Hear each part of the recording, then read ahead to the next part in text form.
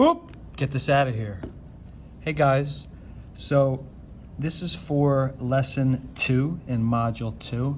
You can see I got the objective from the objective folder in Schoology. I put it here above the exercise we're starting with, exercise 2 on page S.6. So we're going to make translations. We talked about yesterday, a translation is when we slide a shape a specific direction. But today we're going to do translations according to specific vectors. So both of these are key vocab terms. We already talked about translation.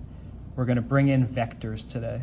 A vector, which is what this is right here, is something that tells us how far and what direction we translate. So if we look at this vector, which is called vector HI, because if you look at the arrow, it goes from H to I. All of these shapes have been translated in this direction that far. So we talked about yesterday how we can tell what the original is. The original, Bakari pointed out, is the one without the apostrophe. So if we look at the top, this is original ABC. And if we look, moved down and to the left, according to this vector,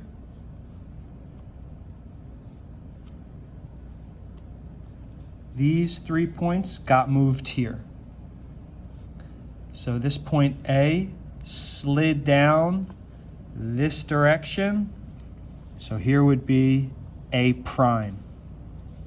B slid down that direction. This would be B prime. C slid down that direction. This would be C prime. So that's how we translate according to a vector. What I want you to do next is on this page, use the rest of this diagram to figure out, well, what would this be?